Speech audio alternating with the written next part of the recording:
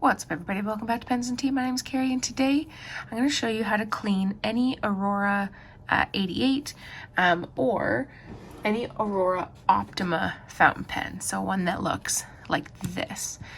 These are great pens. I very much recommend them, but a lot of people dislike them because they are piston fill and they have this little like reservoir thing in the middle, which kind of makes it difficult to get water in and out.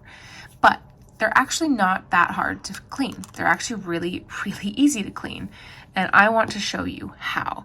I'm also going to do another video very soon on how to clean out a Lamy 2000 really easily. But for today, let's start with Aurora. Okay, ignore the dirty sink. I need to clean my bathroom today, but I want to do this first because ink is going to get everywhere. So in order to clean out this pen really efficiently, you're going to need a couple things. I like to have a little cup of anything just filled with water.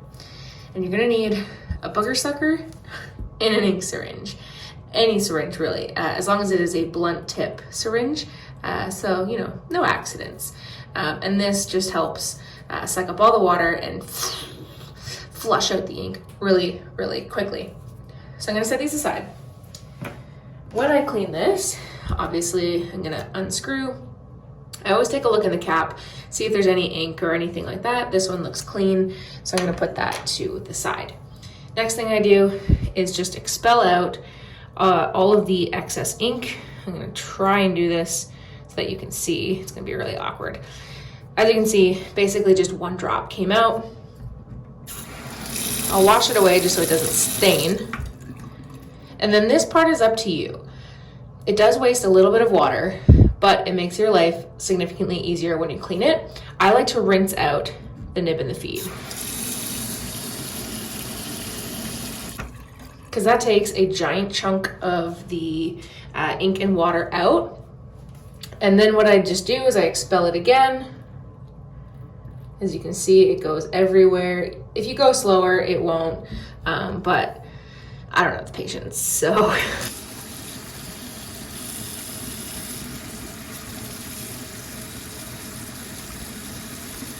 Okay, so that's the part that admittedly does waste some water. It's not ideal to do it this way if you don't have to, but if you're in a pinch, then it definitely doesn't help or hurt. So you'll see here, there's definitely still lots of ink in the barrel, but it's not saturated anymore. It's filled with water. So this is where the next step comes in. Disclaimer, it can void your warranty. So, you know, just be aware of that. So what you'll do is you're gonna pinch the base of the nib and feed, and then you're going to twist. You can pull out the entire housing from the pen itself. What I like to do is now set this body aside, and I come back to it later. I give it another quick rinse.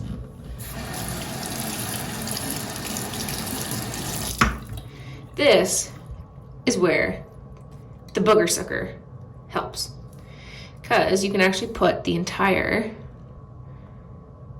thing right in and then just squeeze. And when it's empty, I do like to flush a bit of air through a couple times, just because it helps to get any last stubborn bits there. I'm a trained professional. Have a sink stopper there if you're more comfortable. And then you just get the old paper towel and you give it a wipe. Some inks are more stubborn than others, but this is like the best tip I have. See how there's a little bit of brown on the paper towel here? If you force it in between, not force, but press it in between the where the nib meets the housing, that is where a lot of stubborn ink will sit. You could take this one step further and pull this whole thing out of the housing. I don't. I prefer to just do it twice with the bulb sucker. And the reason why is because these nibs are fitted in there so carefully and they're tuned in-house. So if I pull it out, then I risk not being able to put it back in just so. And they're set together just so. So I don't recommend that you do it. You can if you wish to. It will save you even more time, but there's, you know, a bigger risk with doing that. And for the most part, this is pretty fast. So just give it another little shake and you should be good to go. If you're using a really stubborn ink that's very, very high in sheen, it will take some time. See, now no brown. It'll take more time. If you're using something with like glitter or anything like that, again, it may take more time. But this is now perfectly clean. So you can put that aside to dry. And now we make our way back to this guy. This is the usual one that takes the longest time because of this. So this little guy here is really great because what the piston does when you have it activated all the way down is it forces all the last little bit of water, ink, or anything like that up above where the feed begins, so that you can literally use every last drop. The downside, it's a pain in the tuchus to clean, and that is where this guy comes in handy. Why? Because the actual needle it goes all the way in pretty much and can flush it right out.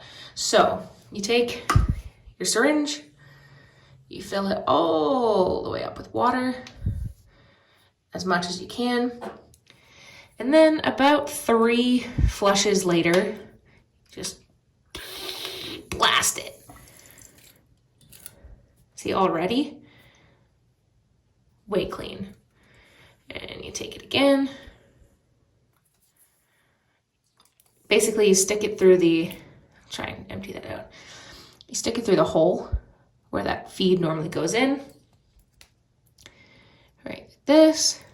And you can even see the needle in there. Whoop, whoop, whoop. And you blast it. Usually it only takes about 3 times to do it.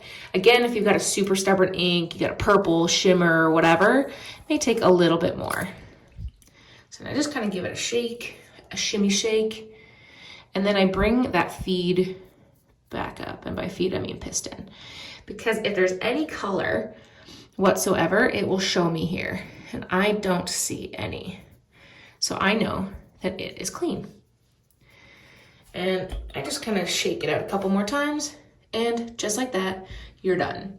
That took me 3 minutes with explaining what is going on. So pretty quickly. I enjoy it. I hope you guys liked it.